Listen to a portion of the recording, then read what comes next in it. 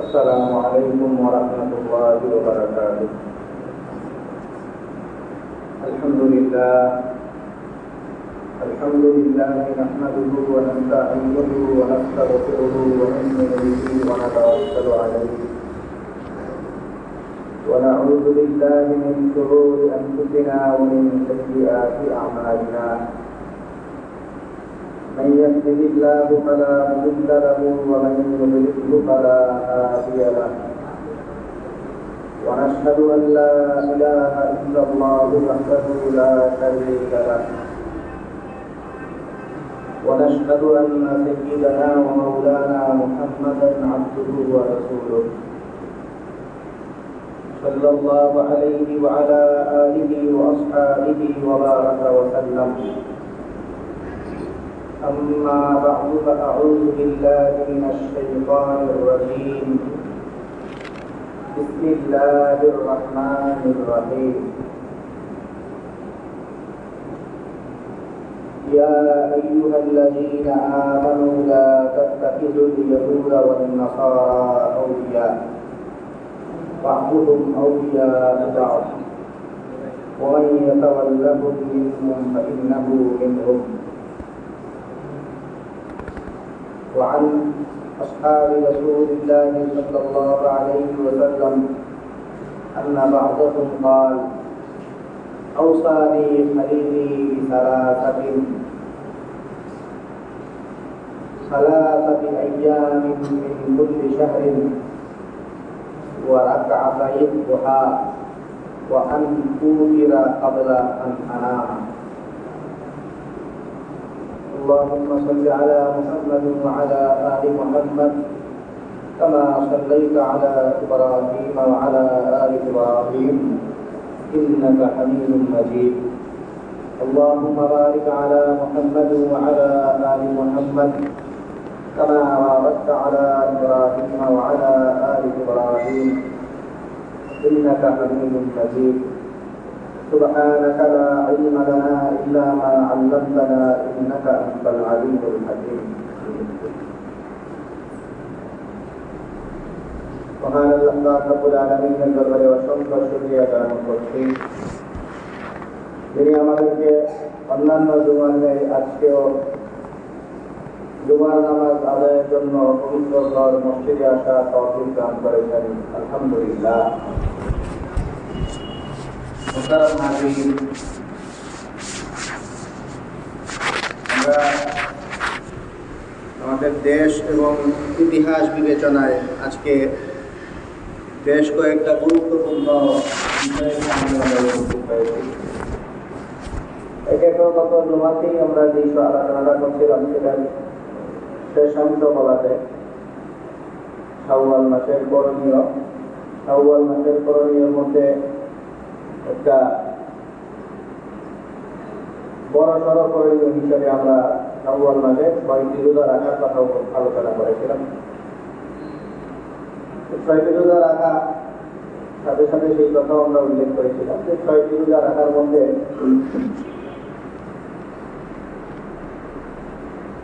রোজা রাখার বেশ কিছু সুন্দর সময় আছে, যেই সময়গুলোর সাথে মিলিয়ে রোজাগুলি রাখা ভালো।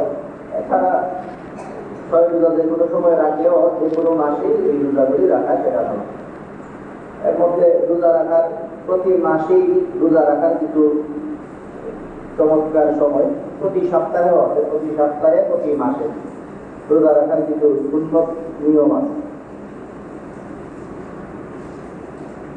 সাপ্তাহিক হিসাবে সোমবারে এবং বৃহস্পতিবারে রোজা রাখা, এটার জন্য সোমবারের রোজার ব্যাপারে আমরা অনেক সময় বলে থাকি সাল্লাল্লাহু আলাইহি ওয়াসাল্লাম নিয়মিত সোমবারে রোজা রাখেন। কারণ জিজ্ঞেস করলে বেশ কিছু কারণের কথা উল্লেখ করেন।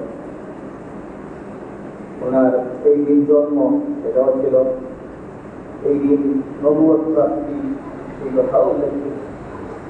এই সব মিলায় সোমবারে রোজা রাখা নবী করিম সাল্লাল্লাহু আলাইহি ওয়াসাল্লামের বিশেষ আমল ছিল। বৃহস্পতিবারে রোজা রাখা এটাও জন্য। আর মাসিক রোজা আছে, এই মাসিক রোজা হলো 3টা। এই 3টা রোজা, এই 3টা রোজার তারিখ হইল হিজরি সনের 13 তারিখ, 14 তারিখ আর 15 তারিখ। আজকে তো 12 তারিখ, কালকে থেকে 13, 14, 15 এই 3 দিন রোজা রাখা। 3 দিন রোজা রাখা, এই 3 দিনের একটা বিশেষ নামও আছে, আইয়ামে বীজ। বীজ মানে বর্ষা, আলো, সাদা। ওই দিনগুলোতে চাঁদ খুব বেশি থাকে, তাদের আলো বেশি থাকে মাসের মাঝখানে সময় করে,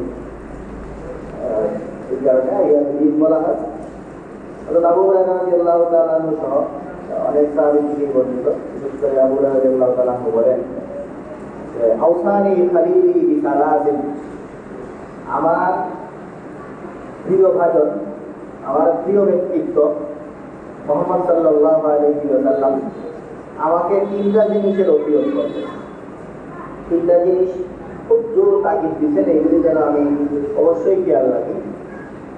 তো 3টা জিনিসের জোর খেয়াল রাখতে বলছেন, এর মধ্যে একটা এটাই, শুরুতেই এটার কথা বলা হয়েছে, সিয়ামু সালাসাতি আইয়ামিন মিন কুল্লি শাহরিন, প্রতি মাসেই যে মাঝখানের যে 3 দিন আছে, 13, 14, 15 তারিখ, এই 3 দিন যেন আমি রোজা রাখি। এই ওসিয়ত নবী সাল্লাল্লাহু আলাইহি ওয়াসাল্লাম আমাকে করেছেন। আরো 2টা কথা আছে, ওয়ারাকাতাই ওহা এবং দ্বিপ্রহরের সময়ে 2 রাকাত নামাজ, নফল নামাজ আদায় করা, এটার ওসিয়ত করছেন। আর ওয়ান উতিরা কাবলা আন আনামা, আর আরেকটা ওসিয়ত করছেন, সেটা হলো বিতির নামাজটা একদম শেষ সময়ে পড়া। সেটা ঘুমের আগ মুহূর্তে হইতে পারে, আর ঘুমাইলেও শেষ রাতে সময় থাকতে থাকতে আবার সজাগ হবে এমন আত্মবিশ্বাস যার আছে, তার জন্য ঘুম থেকে উঠে ফজর হওয়ার আগে। তো শেষ সময়ে এইখানে ঘুমের আগের কথা বলা হয়েছে, কেউ আর মুদিরা কাবলা আনামা, একদম শেষে ঘুমের আগ মুহূর্তে পড়া। এর মানে এর আগে যত নামাজ পড়বো সেগুলো বিতিরের আগে পড়া, আর যাবতীয় নামাজ, নফল নামাজ ইত্যাদি করে সবার শেষে বিতির নামাজ পড়া। এই ওসিয়ত করতেন। 2 রাকাত দ্বিপ্রহরের সময় নফল নামাজ পড়া, সেটার ওসিয়ত করতেন। আর আমি যেন প্রতি মাসের এই 3 দিন রোজা রাখি, সেই ওসিয়ত নবী সাল্লাল্লাহু আলাইহি ওয়াসাল্লাম করেছেন। তো এই মোটামুটি রোজা রাখার সুন্দর কিছু মুহূর্তের কথা আমরা বললাম। সপ্তাহের বৃহস্পতিবারে, সোমবারে, আর মাসের হিসাব করলে 13 তারিখ, 14 তারিখ, 15 তারিখ, এইগুলো রোজা রাখা এমনি সুন্দর। শাওয়াল মাসের 6টা রোজা এই সময়গুলোতে যদি খাওয়ানো হয়, এমনি তো অনেকদিন আগেই, এজন্য এই সময়গুলো খেয়াল করলে বেশ সুন্দর সময়ও। কয়েকদিন মানে একসাথে মিলল, শাওয়াল মাসের 6 রোজার সত্য, আর আপনার এই সাপ্তাহিক বা মাসিক রোজা রাখা যে জন্য সেই দিনগুলোর সাথে মিলিয়ে রাখা, এটা একটু বুদ্ধিমানের কাজ আছে। এই হলো শাওয়াল মাসের রোজা, এই রোজা বিষয়ক কথাবার্তা। এছাড়া আরো কয়েকটা গুরুত্বপূর্ণ ব্যাপার আমাদের সামনে চলে আসছে। এর মধ্যে একটা তো আমাদের দেশীয় প্রেক্ষিতে, আর আরেকটা আন্তর্জাতিক। দেশীয় প্রেক্ষিতে যে ব্যাপারটা, সেটা হলো আপনারা জানেন এই বিজ্ঞান দিন করি, আজকে মনে হয় 28 তারিখ চৈত্র মাসে, তো 28 থেকে 3 দিন করি একটা বছর শেষ হয়ে যেতেছে, এবং নতুন আরেকটা বছর আসবে। নতুন বছর আসার চেয়ে বছর আসলো না আসবে, এক্ষেত্রে মাসের নামটা বেশি উচ্চারিত হয়। আর বৈশাখ, পয়লা বৈশাখ, বৈশাখ আসছে। তো পয়লা বৈশাখ আসতেছে, তো পয়লা বৈশাখ উপলক্ষে আমাদের সমাজে বেশ কিছু কার্যক্রম আমরা দেখি। আর নতুন একটা বছর, এই বছরটা আসলে মোটামুটি 2-3টা পার্থক্য ছাড়া এটা আমাদের এই হিজরি শরীর, এই বছরটা শেষ হইতেছে আর 2-3 দিন পরে যে নতুন বছর হইতেছে, ওটা আসলে আমরা কাগজে কলমে লিখি যে বাংলা সন। তো বাংলা সন লেখলে ওইটা আসলে হিজরি শরীর। নবী করিম সাল্লাল্লাহু আলাইহি ওয়াসাল্লাম মক্কা থেকে মদিনায় হিজরত করেন। মক্কা থেকে মদিনায় হিজরত নবী করিম সাল্লাল্লাহু আলাইহি ওয়াসাল্লামের জীবনের এক মহান কর্ম হিসাবে স্বীকৃত। এই মহান কর্ম নবী সাল্লাল্লাহু আলাইহি ওয়াসাল্লামের এত সমৃদ্ধ জীবন, এই সমৃদ্ধ জীবনের কোন জিনিসটাকে সবচেয়ে বেশি ফোকাস করা যায়, যেটাকে কেন্দ্র করে ক্যালেন্ডার প্রণয়ন করা যেতে পারে। এই আলাপের মধ্যে সাহাবায়ে কেরাম সবচেয়ে বেশি ফোকাস করার মতো এটাকেই খুঁজে বের করেছেন, হিজরত। হিজরতকে ফোকাস করে, এই হিজরতকে কেন্দ্র করে ক্যালেন্ডার প্রণীত হয়েছিল, যেই ক্যালেন্ডারকে আমরা হিজরি ক্যালেন্ডার হিসেবে জানি, যেটা 1446 বছর প্রায় শেষ। তো এই যে হিজরি সন, নবী সাল্লাল্লাহু আলাইহি ওয়াসাল্লামের হিজরতকে কেন্দ্র করে যে তারিখটা গণনা হয়, সেই তারিখের একটা রূপ হইল এই হিজরি সন। ওই হিজরতকে কেন্দ্র করে আরেকটা রূপ আছে, সেটা হইল এই বাংলা সন। এই বাংলা সনও আসলে হিজরি সন, এই বাদশাহ আকবর এটা চালু করছিল, আর হিজরি সনটা চালু করছেন ওমর রাদিয়াল্লাহু তাআলা। একটুকু পার্থক্য, যে একটা চালু করছেন ওমর রাদিয়াল্লাহু তাআলা আর আরেকটা বাদশাহ আকবর, কিন্তু দুইজনেরই দৃষ্টিভঙ্গিটা এক জায়গায় নিবদ্ধ হয়েছে। সেটা হইল নবী সাল্লাল্লাহু আলাইহি ওয়াসাল্লাম কখন হিজরত করছেন, এটা হইল একটা পার্থক্য। আর একটা পার্থক্য হইল ওমর রাদিয়াল্লাহু তাআলা যখন ক্যালেন্ডারটা প্রণয়ন করেন, তখন এটার মাস গণনা শুরু হইতো, দিন তারিখ হইতো চাঁদ দেখার উপর নির্ভর করে।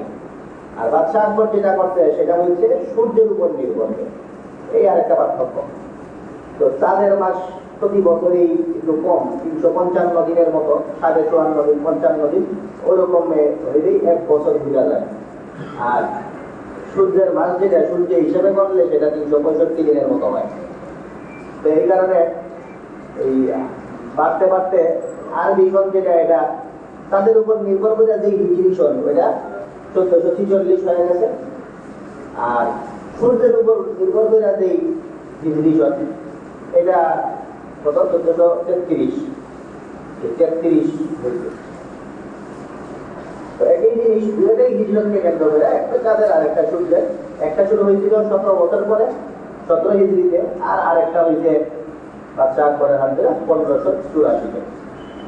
তো এই 1584 খ্রিস্টাব্দে এটা চালু হলো, যেটা জিনিসটা এই হিজরতকে কেন্দ্র করেই হয়।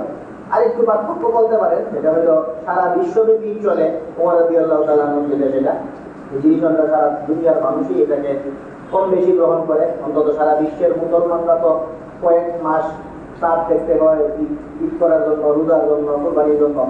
এই সময়টা অন্তত সারা বিশ্বের মানুষ এই হিজরি সন যেটা, এটাকে খুব গুরুত্ব দেয়। আর সূর্যের উপর নির্ভর করা যে হিজরি সন, এটা হয়তো সারা বিশ্বে তেমনটা চলে না, এটা উপমহাদেশে চলে। যে এলাকাগুলি ফসলি এলাকা, ধান টান ইত্যাদিকে বেশি বিরুদ্ধ দিয়ে হয়, খাজনা টাজনা দিতে হয় বছর শেষে, যখন ফসল টসল ইত্যাদি ক্ষেতের মধ্যে আসে, তখন খাজনা দেওয়ার ব্যাপার আসে।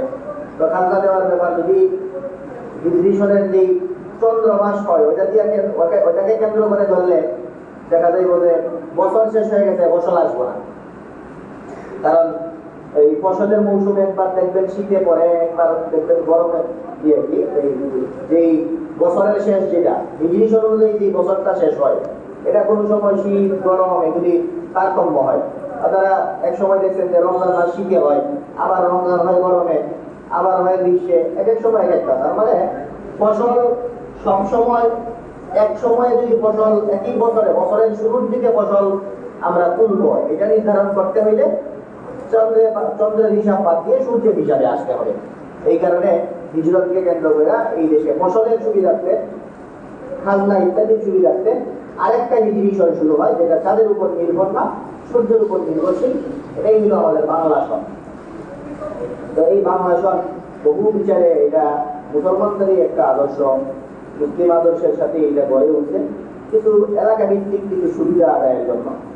ফসলি সনগুলো, ফসলের মৌসুমটা যেন সবসময় এক জায়গায় থাকে। তো এই কারণে এই যে সময়টা, এটাকে কেন্দ্র করে সময়ে সময়ে একটু উদযাপন দেখা দিচ্ছে। এক এক সময় এক এক ধরনের উদযাপন। ওই ফসলি সনে সবাই হালখাতা করত, সন ওই সময় আসলে আগের বকেয়াটোকে পরিশোধ হইতো, এই জন্য মানুষজন হালখাতা অনুষ্ঠান করতো, মিষ্টি মিষ্টি খাওয়াইতো, টাকা টোকা পাইছে অনেকদিন পর। তো এইসব কারণে এই হালকা পাতলা এইভাবে অনুষ্ঠান শুরু হইতে হইতে এটা এক সময় ব্যাপক আকার ধারণ করছে, এবং বহু ধরনের অপসংস্কৃতি এটার মধ্যে অনুপ্রবেশ করছে। যেই ব্যক্তিতে আমরা এই মঙ্গল শোভাযাত্রা, এই যারা এই ধরনের বহু ইলিশ পান্তা এগুলি আরো কোনো ধরনের এই বিভিন্ন অশ্লীলতা বৈশাখী মেলা টেলা ইত্যাদি নামেও সারা দেশগুলি বহু ধরনের অশ্লীলতা ইত্যাদি ছয়লা পরবর্তীতে আস্তে আস্তে সংযোজিত হয়েছে। তো এইগুলো এখন বিয়োগের সময় সংযোজন তো বহু হয়েছে। বিয়োগের মধ্যে সবচেয়ে বড় সবচেয়ে বেশি যে আপত্তিটা শুরু হইল, এই আপত্তিটার নামটা একটু গেছে আর কি, জিনিসটা রয়ে গেছে, জিনিসটা কিভাবে হয় কে জানে। সবচেয়ে বড় সড়ো যে আপত্তিটা আমরা বরাবরই তুলে ধরতাম সেটা হলো মঙ্গল শোভাযাত্রা নিয়ে। তো মঙ্গল শোভাযাত্রার একে তো হইল একটা র্যালি বের হয়, যে র্যালির মধ্যে কিছু শরীয়ত বহির্ভূত কাজ হয়, এটা হলো একটা। আর এটার নামটাই ছিল শরীয়ত বহির্ভূত মঙ্গল শোভাযাত্রা। তো যাত্রা, এই শোভাযাত্রার সাথে মঙ্গলের সম্পর্ক। তো মঙ্গল তো আল্লাহ তাআলার হাতে, দিয়া বিকাল খাইর ইন্নাকা আলা কুল্লি শাইইন কাদির।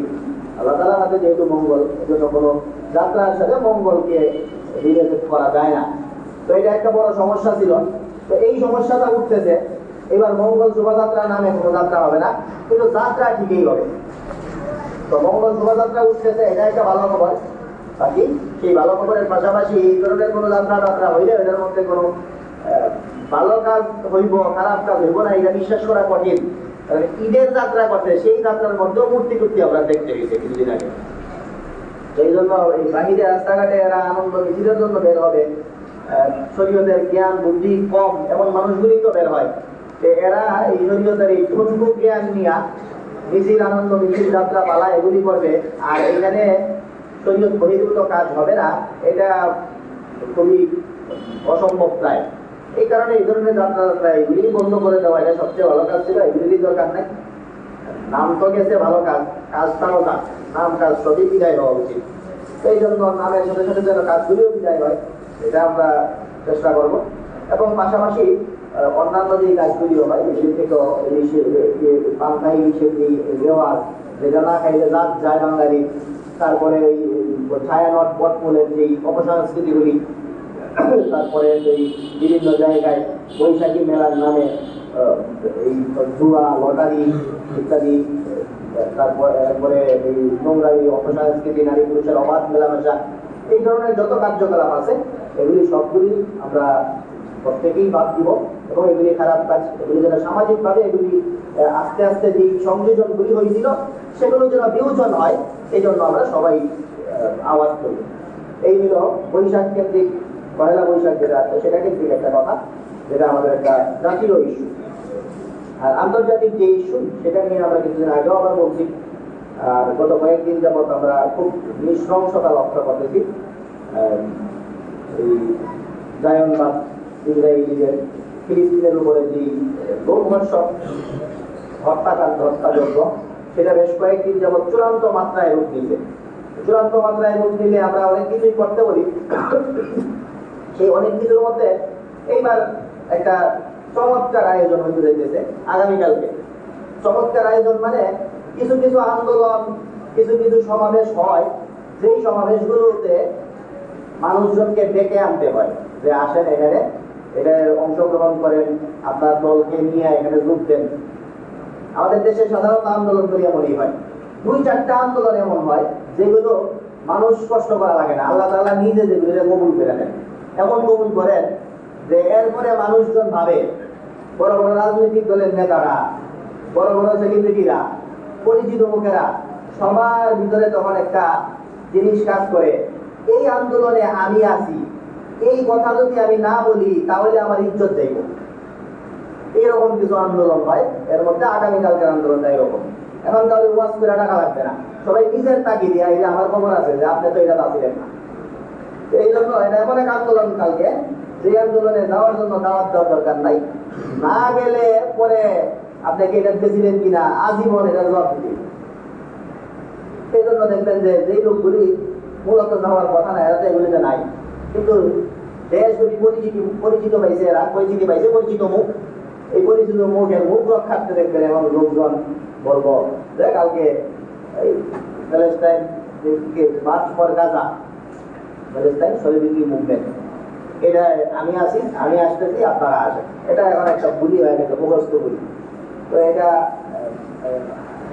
মোটামুটি এটা আল্লাহ তাআলা নিজ হাতে এটা সফল করে দিলেন। 2013-তে হেফাজতের আন্দোলনে, হেফাজত পরবর্তীতে অনেক আন্দোলনে করতে গিয়া বেশ পেতে হয়েছে, মানুষজনের অংশগ্রহণ কম হয়েছে, পরবর্তীতে অনেক হয়েছে এরকম। 13-র যে আন্দোলনটা হয়েছিল ওইটা ওরকম হয়েছিল যে এটার মধ্যে যদি কেউ অংশগ্রহণ না করে তাহলে এর ইজ্জত যাবে। কিছু কিছু আন্দোলন এমন যায় যে আন্দোলনগুলি আল্লাহ তাআলা এটা এমন উচ্চতায় নিয়ে যান যে এই আন্দোলনে না গেলে মানুষের ইজ্জত যায়। সব দলের বলতেই হয়, তাহলে তার বলা লাগে যে আমি আছি আপনারা আসেন, সব পরিচিত মুখদের সেলিব্রিটিরা বলতে হয় যে আমি আইতেছি আপনারা আসেন। এইরকম আন্দোলন আমরা 13-তে দেখছিলাম, এখন 25-এ আইসা আবার আরেকটা দেখতেছি আগামীকালকে চোরাবাড়ি উদ্যানে 3টা থেকে এই আন্দোলনটা।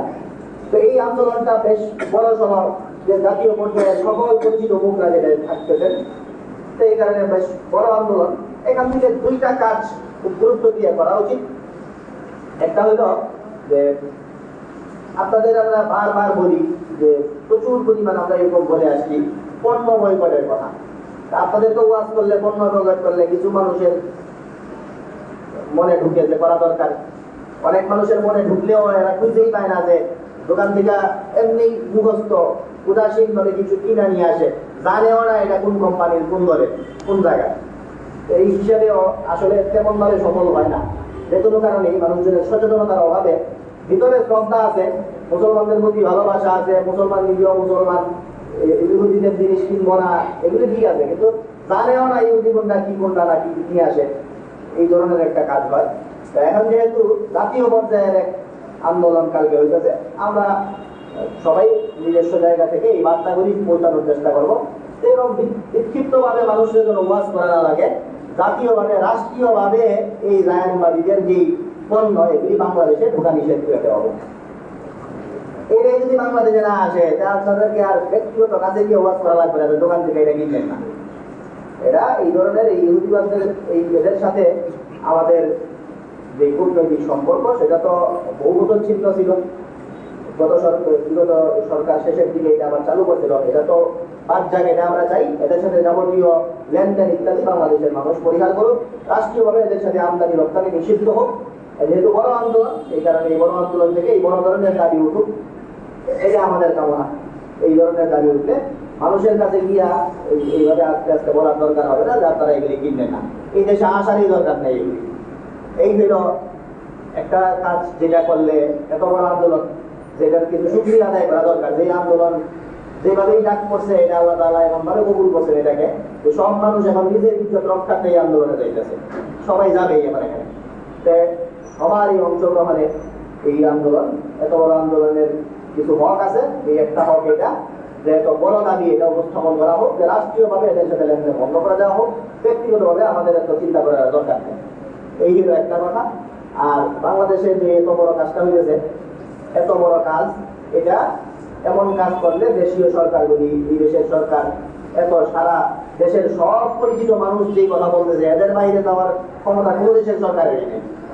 এই কারণে বাংলাদেশের মানুষ অন্য দেশের মুসলমান যারা, বিশেষ করে ইসলামী স্কলার যারা, আন্তঃধর্মীয় মানুষের যোগাযোগ আছে, আমরা চাই অন্যান্য ধর্মীয় দেশগুলো এই দেশের স্কলারদের সাথে, ওই দেশের পরিচিত মুখদের সাথে, ওই দেশের সেলিব্রিটিদের সাথে একটা রিয়াজত তৈরি হোক, যোগাযোগ হোক। প্রত্যেকটা মুসলিম দেশে যেন এই ধরনের প্যালেস্টাইন সলিডারিটি মুভমেন্টের নামে এই যে আয়োজনটা, সবগুলি দেশে যেন এটা হয়। আমাদের এই দেশে যারা এটা করতেছেন সবাই পরিচিত মুখ, সবাই বড় বড় মানুষ, বিদেশের সব পরিচিত মুসলমান স্কলার, এদের সাথে এদের যোগাযোগ আছে। আমরা তাদের কাছে এই বার্তাটাও বলতে দিচ্ছি, খুব চমৎকার একটা আয়োজন আপনারা আগামীকাল করতেছেন। এই আয়োজন বাংলাদেশ ছাড়াও অন্যান্য মুসলিম দেশগুলিও যেন করায়, অন্যান্য মুসলিম দেশগুলির সরকারের জন্য সেই দেশের সব মানুষের চাপে পড়ে জায়নবাদদের বিরুদ্ধে অবস্থান নিতে বাধ্য হয়। সেই জন্য বাংলাদেশের এই আন্দোলনকে বিশ্বব্যাপী সব জায়গায় যেন ছড়িয়ে দেওয়া যায়, সেই উদ্যোগ গ্রহণ করা, এটাও আগামীকালকের এত বড় আন্দোলনের একটা বিশেষ হক। এই হকগুলি যেন দাবি আদায় হয়, এই জন্য আমরা আমাদের জায়গা থেকে সেই বার্তাগুলি পৌঁছেইতেছি। আপনারাও এই জন্য আহ্বান করবেন, আপনারা যাদের সম্ভব হয় আপনারা সেখানে অংশগ্রহণ করবেন। বড় মোটামুটি বেশ বড়, আপনারা এত বড় আন্দোলন হয়তো এক যুগ আগে দেখছিলেন, হেফাজতের আন্দোলন 2013-তে। এই ধরনের বড় সড় সমাবেশ ইনশাআল্লাহ কালকে হয়তো হতে যাচ্ছে। আল্লাহ পাক রব্বুল আলামিন আমরা যেই কথাগুলি বললাম, এই কথাগুলি সবগুলি আমাদের বোঝা এবং এগুলো আমল করার তৌফিক দান করুন। ওয়া আলহামদুলিল্লাহি রাব্বিল আলামিন।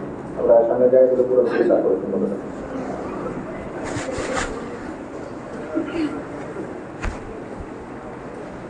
আবার নিচে দিতে তো এই পিছনে ফেসলা করতে পিছনে লাগা বাড়তি টাইম আজকে তো এটা খাতা লাগে না খাতা নামাই এর মধ্যে পিছনে এই দুই ঘন্টা নিয়ে মার্কেটে গেল আচ্ছা